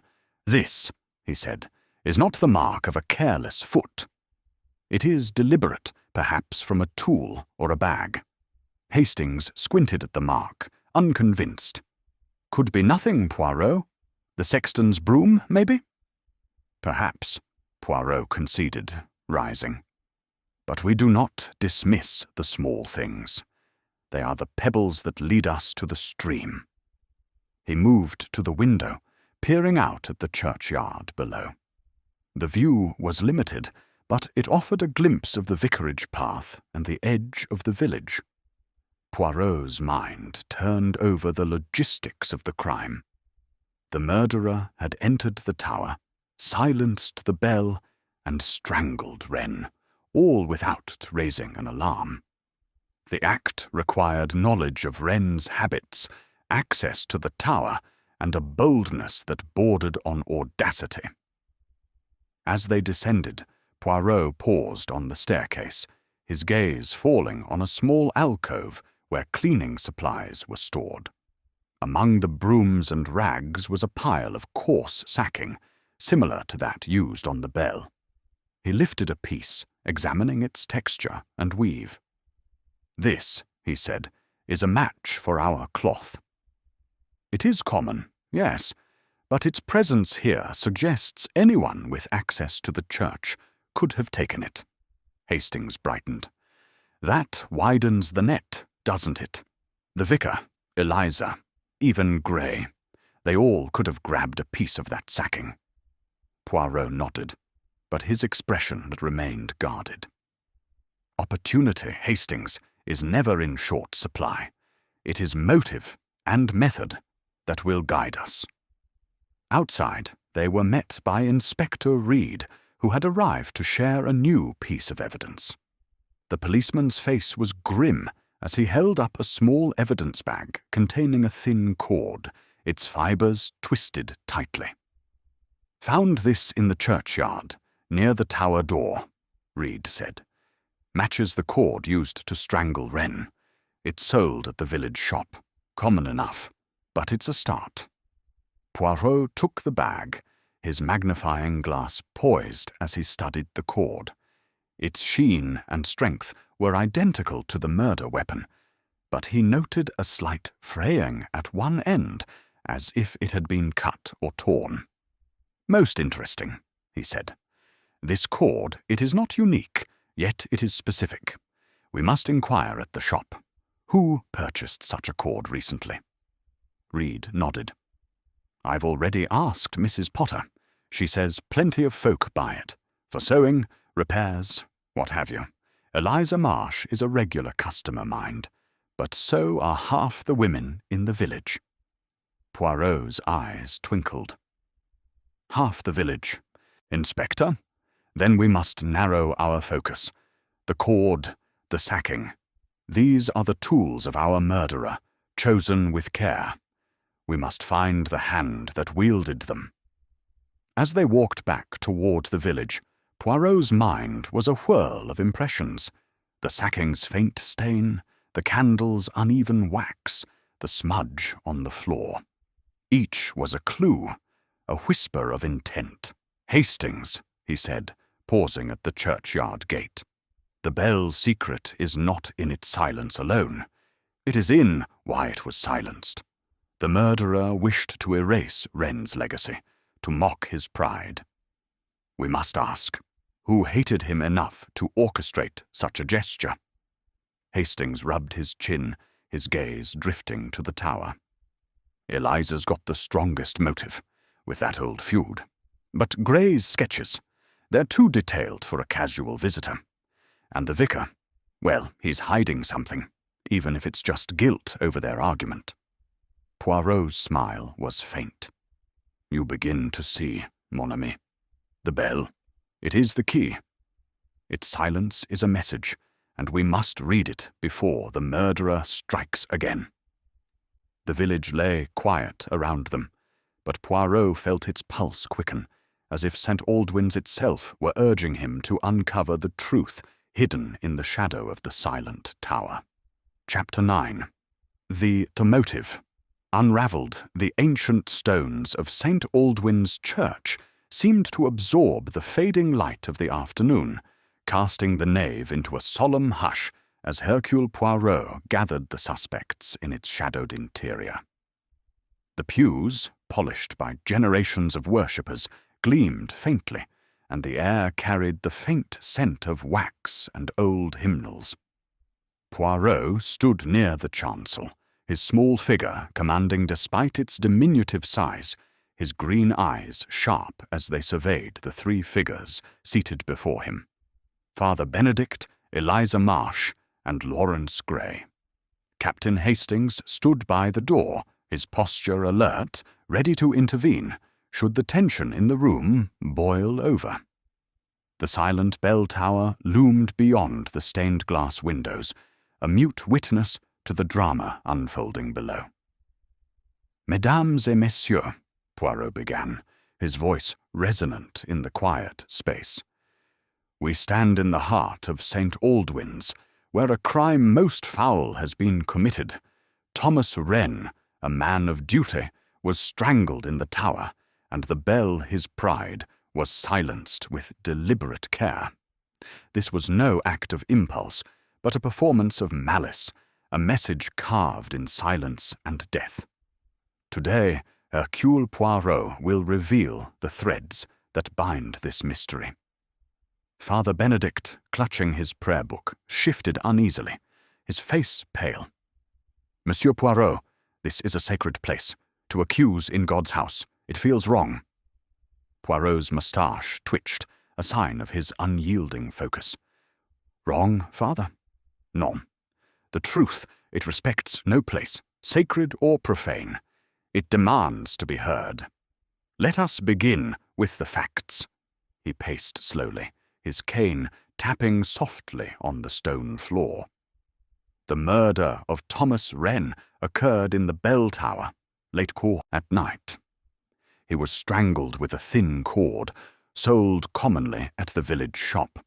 The bell's clapper was wrapped in sacking, ensuring its silence. The scene was orderly. No struggle, no chaos. The murderer knew Wren's habits, had access to the tower, and possessed a motive strong enough to drive them to such an act." Eliza Marsh, seated stiffly, her hands folded tightly in her lap, snorted. "You're wasting time, Frenchman. I've told you I was home, sewing. Find your killer elsewhere." Poirot's eyes flicked to her, his expression serene. but piercing. "Patience, Madame Marsh. We shall come to you. First, let us consider Father Benedict." The vicar stiffened, his fingers tightening on his prayer book. "I've confessed my argument with Thomas, Monsieur Poirot. It was about the bell, nothing more. I was in the vicarage that night, alone." Poirot nodded, his gaze unwavering. "Indeed, Father, you spoke of your disagreement, a clash of tradition against progress. Your passion for the bell's sanctity, it was fervent. But your solitude that night, it leaves a gap, non? No one to confirm you did not slip into the tower." Father Benedict's face flushed, but he held his tongue, his eyes dropping to the floor. Poirot turned to Lawrence Gray, who sat with a scholar's calm, his glasses reflecting the dim light. "Monsieur Gray, you are the outsider, the historian with a keen interest in bells. Your sketches of the tower, they are most detailed, too detailed, perhaps, for a single visit. You claim to have been in your room at the inn, yet the back door, it was unlocked, and the church is near." Gray adjusted his glasses, his voice steady. "I've explained my work, Monsieur Poirot. My sketches are thorough because I am thorough. I had no reason to harm Rennes." Poirot's smile was faint, almost imperceptible. "No reason, monsieur? Yet your questions to Rennes, they troubled him. Why such curiosity about the ropes, the clapper? These are not the concerns of a casual historian." Hastings, watching from the door, interjected, "And that limp of yours, Gray, makes it hard to believe you could climb the tower unnoticed, but not impossible." Gray's lips tightened, but he offered no reply, his eyes fixed on Poirot. Poirot turned to Eliza, his gaze sharpening. "And you, Madame Marsh, you have the strongest motive of all. Your feud with Thomas Rennes, born of his public shaming of you, has burned for years. The village whispers of your bitterness, your vow that he would pay. And your cottage, so close to the church. A minute's walk, no more. Your alibi. It rests on Mrs. Tate's word, yet a light in a window is not proof of the presence." Eliza's eyes blazed, but her voice was cold. "You've no evidence, Poirot. I hated Rennes, but I didn't kill him. You're fishing in empty waters." Poirot raised a hand, silencing her. "Evidence, madame? Let us speak of that. The cord used to strangle Rennes. It is sold at the village shop, where you are a frequent customer. The sacking that silenced the bell, it matches cloth found in the church's storage, accessible to all, but also similar to scraps in your cottage. And your anger, it is a fire that could drive such a precise, symbolic act." Eliza stood, her fists clenched. "You dare accuse me in this church. I'll not stand for it." "Sit, madame," Poirot said, his voice cutting through her outburst like a blade. "We are not yet finished."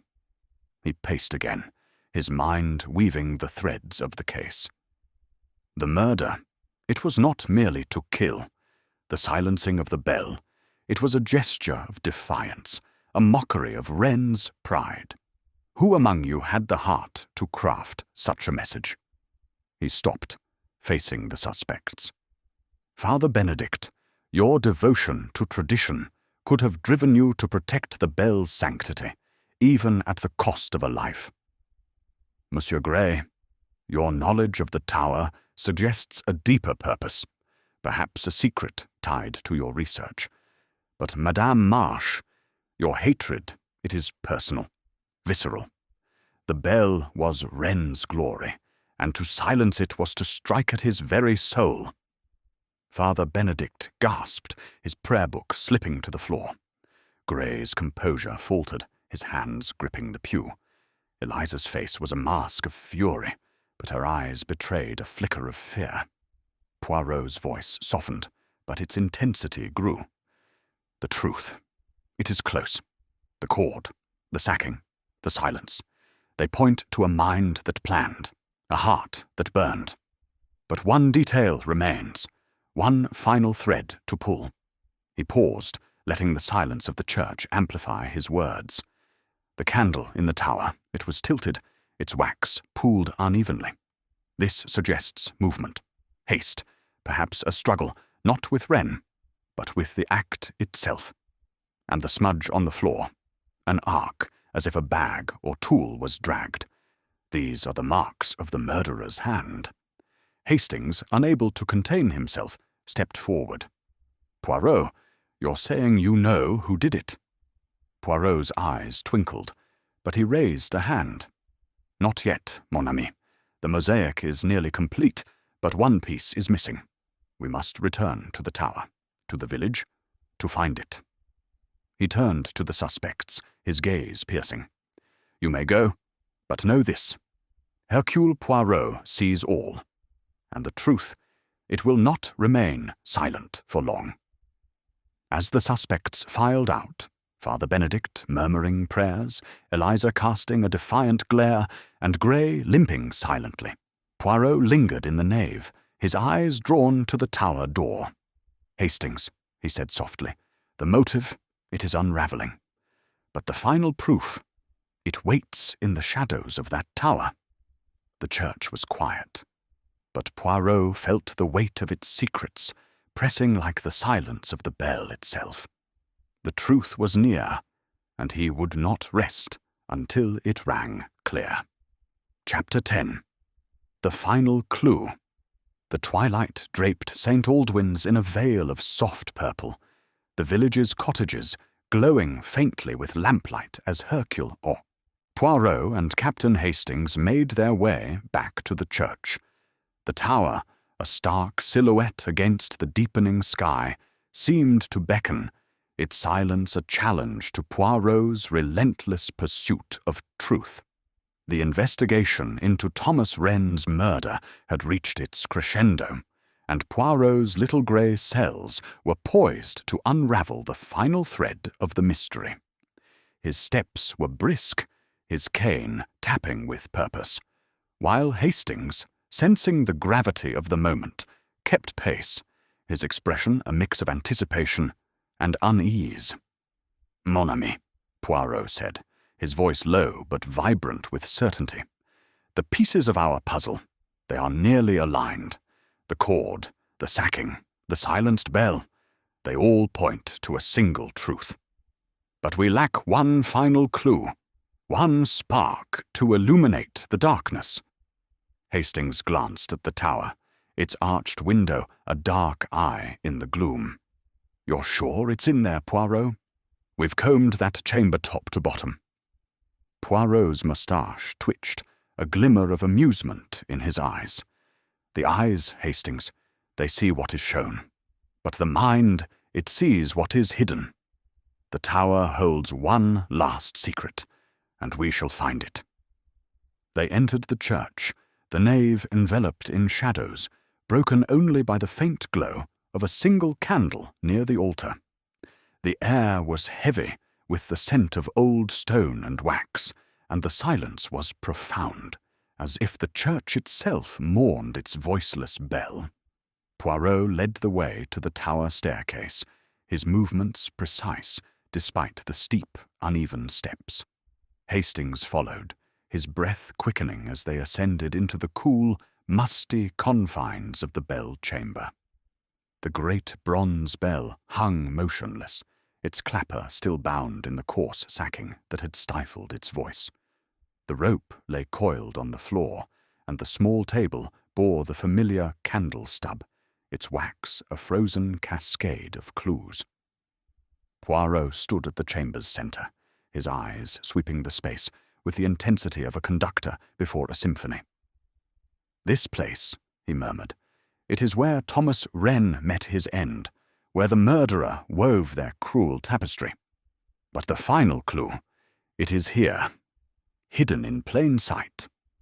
He approached the bell, his gloved fingers tracing the sacking's frayed edges. The cloth was rough, its weave identical to that found in the church's storage, and, more tellingly, to the scraps in Eliza Marsh's cottage. Poirot's gaze sharpened as he noticed a small tear near the knot, a jagged edge that suggested it had been ripped hastily. "This tear," he said, "it is not the work of care. It speaks of urgency, of a plan executed in haste." Hastings, peering over his shoulder, frowned. "Haste? But you said the murder was precise, planned." "Précisément," Poirot replied, his voice a soft hum. "The act was planned, but the execution, it betrayed a moment of panic. This tear, it is our guide." He moved to the table, his magnifying glass catching the dim light as he examined the candle stub once more. The wax, pooled unevenly, suggested movement, but Poirot's attention was drawn to a faint scratch on the table's edge, barely visible in the shadows. He traced it with his finger, his mind racing. "This mark," he said, "it is not from Wren's routine. It is fresh, made by something sharp, a tool, a ring, perhaps a needle." Hastings' eyes widened. "A needle? Like one of Eliza's sewing needles?" Poirot's smile was enigmatic. "Perhaps, mon ami, but we must not leap. Let us explore further." He turned to the floor, where the dust, though disturbed by the police, still held faint traces of the crime. The smudge he had noted before, an arc near the bell, drew his attention again. He crouched, his magnifying glass hovering, and noticed a tiny fleck of thread caught in the stone's grain. It was coarse, matching the sacking, but tinged with a faint blue dye, unlike the church's plain cloth. "This thread," Poirot said, carefully lifting it with a pair of tweezers. "It is not from the church's sacking. It is foreign, brought here by the murderer." Hastings leaned closer, squinting. "Blue dye? That's not common for sacking, is it?" "Non," Poirot said, slipping the thread into a small envelope. "It is specific, and it points to a source we have seen before." His mind flashed to Eliza Marsh's cottage, to the pile of fabrics on her sewing table, where a piece of coarse sacking had caught his eye. Among her threads and cloths there had been a blue-tinged scrap, similar in texture. The connection was tenuous, but Poirot's instinct told him it was vital. He rose, his gaze sweeping the chamber one last time. "The tower has spoken, Hastings. The tear in the sacking, the scratch on the table, the blue thread. These are the final clues. They lead us to the murderer." They descended the staircase, the church's silence pressing around them. Outside, Inspector Reed waited, his face etched with impatience. "Mr. Poirot, any luck up there? We're at a standstill without more evidence." Poirot held up the envelope containing the thread. "This, Inspector, is our key. I must ask you to accompany us to the cottage of Madame Marsh. There is a matter of fabric to be resolved." They made their way to Eliza's cottage, the village now cloaked in dusk. The door opened to reveal Eliza, her face set in a scowl, her hands dusted with flour from some domestic task. "Back again, are you?" she snapped. "What now?" Poirot's voice was calm but firm. "Madame Marsh, we must examine your sewing materials. A piece of cloth, perhaps, with a blue tinge." Eliza's eyes narrowed, but she stepped aside, gesturing to the table. "Look if you must. I've nothing to hide." Poirot approached the table, his eyes scanning the assortment of fabrics. There, among the scraps, was the coarse sacking he remembered, its edge torn and faintly blue.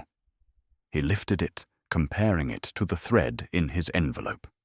The weave, the dye, they matched perfectly. "This," Poirot said, holding up the cloth, "was used to silence the bell. And this tear, It matches the sacking in the tower. Madame Marsh, you were in that chamber, were you not?" Eliza's face paled, her hands clenching. "I told you. I was home. You can't prove I was there." Poirot's gaze was unrelenting. "The thread, madame, it betrays you. And the cord, sold at the shop where you buy your sewing supplies. It was yours, used to strangle Thomas Wren. You silenced the bell to mock his pride, then took his life to settle your old score." Eliza staggered back, her defiance crumbling. No, I—" Her voice broke, and she sank into a chair, her hands covering her face. "He ruined me, that man, humiliated me, made me a pariah. That bell was his glory, and I wanted it silent, just once. I didn't mean to kill him, but he saw me, laughed at me. I couldn't bear it." Inspector Reed stepped forward, his voice gentle but firm. "Mrs. Marsh, you'll need to come with me." Hastings, watching the scene unfold, shook his head. "Good Lord, Poirot, you've done it again. That thread. How did you know?" Poirot's eyes twinkled. "The little grey cells, Hastings. They see what others miss. The blue thread. It was the final note in our symphony of clues." As Eliza was led away, her sobs echoing in the quiet cottage, Poirot stood at the threshold, his gaze returning to the church tower. The truth had been uncovered, but the weight of it lingered, heavy as the silence of the bell. Chapter 11. The confession, the village of St. Aldwyn's lay under a sombre sky, the clouds heavy with the promise of rain, as Hercule Poirot and Captain Hastings stood outside Eliza Marsh's cottage. The air was thick with the scent of damp earth and wilting herbs, a fitting backdrop to the grim resolution of Thomas Wren's murder. Inside, Eliza sat at her kitchen table, her hands clasped tightly, her face a mask of defiance now cracked by the weight of her confession. Inspector Reed stood nearby, his notebook open, his expression a blend of professional detachment and quiet sympathy. The revelation of the blue-tinged thread had unravelled Eliza's alibi, and Poirot, with his unerring instinct for truth, had pressed the final note in the symphony of clues.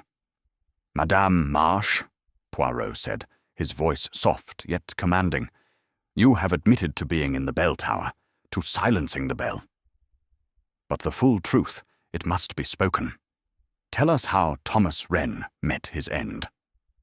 Eliza's eyes, red-rimmed and fierce, met Poirot's. For a moment it seemed she might resist, but the burden of her secret was too heavy. She drew a shuddering breath, her voice low and raw. "I never meant to kill him, Monsieur Poirot. I swear it. But that man, he took everything from me. My dignity, my place in this village. 10 years ago, he stood in the square and called me a liar, shamed me before all of St. Aldwyn's. I couldn't forgive him, not for that." She paused, her hands twisting together. The bell was his pride, his precious duty. Every Sunday, its ringing mocked me, reminded me of his triumph. I wanted it silent, just once, to show him he wasn't above us all. That night I waited till dusk, when I knew he'd be in the tower, checking the ropes. I took a piece of sacking from my sewing scraps, blue from an old dye I'd tried, and a cord I'd bought at the shop. I crept in through the churchyard, quiet as a shadow. Hastings, standing by the door, leaned forward, his face taut with attention. "You planned it all, then? The sacking, the cord, everything?" Eliza shook her head, her voice trembling. "Not to kill him, no. I only wanted to tie the bell, to stop its ringing. I climbed the tower, found the sacking in my bag, and wrapped the clapper tight. Thomas was there, sitting at the table, his candle burning low. He didn't hear me at first, But when he turned and saw me, he laughed like I was nothing. He said I'd never dare touch his bell, that I was a bitter old woman, with no power. Her voice broke, and she buried her face in her hands. I couldn't stand it. That laugh, it was like a knife. The cord was in my hand. I don't know why I brought it, maybe to tie the sacking tighter. But when he laughed, something snapped. I looped it around his neck, pulled tight. It was over so fast. He didn't even fight, just gasped and fell. I didn't mean to kill him, I swear. Inspector Reed scribbled in his notebook, his face grim. And the bell? You made sure it stayed silent? Eliza nodded, tears streaming down her cheeks. I tied the sacking tighter, made sure it wouldn't ring. I wanted him to know, even in death, that his precious bell was nothing without him. Then I ran, back to my cottage, before anyone could see. Poirot's eyes were steady, but there was a flicker of sadness in them. Madame, your pain, it is deep, but it has led you to a terrible act. The cord, the sacking, these were your tools, but your anger, it was the true weapon. Eliza looked up, her voice barely a whisper. I didn't want him dead. I only wanted him humbled. But once it was done, I couldn't undo it. Hastings shook his head, his voice soft with disbelief. All for a grudge, Mrs. Marsh. 10 years of hate, and it came to this? Eliza's gaze dropped to the table, her shoulders sagging. You don't know what it's like, Captain, to live with whispers behind your back, to be mocked for years. Thomas Wren took my pride, and I took his life. Inspector Reed closed his notebook, his tone firm, but not unkind. Mrs. Marsh, you'll need to come with me to the station. We'll take your statement properly there. Eliza rose, her movements slow, as if the weight of her confession had drained her strength. She cast a final glance at Poirot, her eyes pleading for understanding. I'm sorry, monsieur. I didn't mean for it to end this way. Poirot inclined his head, his expression unreadable. The heart, madame, it can lead us to dark places. But the truth, it brings light, even to the darkest corners. As Reed led Eliza away, her footsteps echoing faintly on the cottage floor, Poirot stood at the threshold, his gaze distant. The village was quiet, the church tower a silent sentinel in the gathering dusk. Hastings joined him, his face etched with a mix of relief and sorrow. You did it, Poirot, he said. That thread, the sacking, you saw what no one else could. But it's a sad business, isn't it? All that hate festering for years. Poirot's moustache twitched, a faint sigh escaping him. Sad, yes, Hastings. Revenge, it is a cold companion, leaving only ashes in its wake. Madame Marsh sought justice, but found only tragedy. They stepped into the lane, the air now damp with the first drops of rain. Poirot's mind, though satisfied with the resolution, lingered on the human cost of the crime. The bell's silence, he murmured. It was her cry of defiance, but it became her undoing. The little grey cells, they have prevailed, but the heart, it mourns. As they walked toward the Black Swan Inn, the village seemed to exhale, its pulse steadying with the truth now laid bare. But Poirot knew that St. Aldwyn's would carry the scar of this tragedy, a reminder of the price of pride and vengeance. Chapter 12. The Bell Rings Again. The morning sun broke through the clouds over St. Aldwyn's, casting a gentle glow on the village's stone cottages and winding lanes. The air was crisp, carrying the scent of fresh dew and the promise of a new day. Hercule Poirot stood at the edge of the churchyard, his Homburg hat tilted precisely, his overcoat buttoned against the autumn chill. Captain Hastings, at his side, gazed at the church tower, where the great bronze bell hung, no longer bound by the coarse sacking that had silenced it. The village, though still shadowed by the tragedy of Thomas Wren's murder, seemed to breathe more freely now that the truth had been uncovered.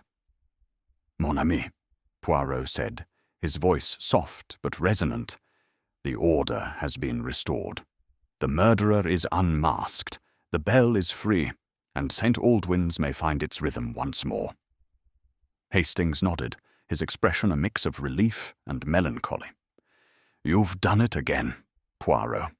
Eliza Marsh's confession. It was like watching a knot unravel. But it's a grim sort of victory, isn't it? All that pain, for nothing." Poirot's moustache twitched, a faint smile softening his features. "Victory, Hastings? Perhaps, but the work of Hercule Poirot is not for triumph, but for truth. The pain, it is the human condition, and we can only illuminate it, not erase it."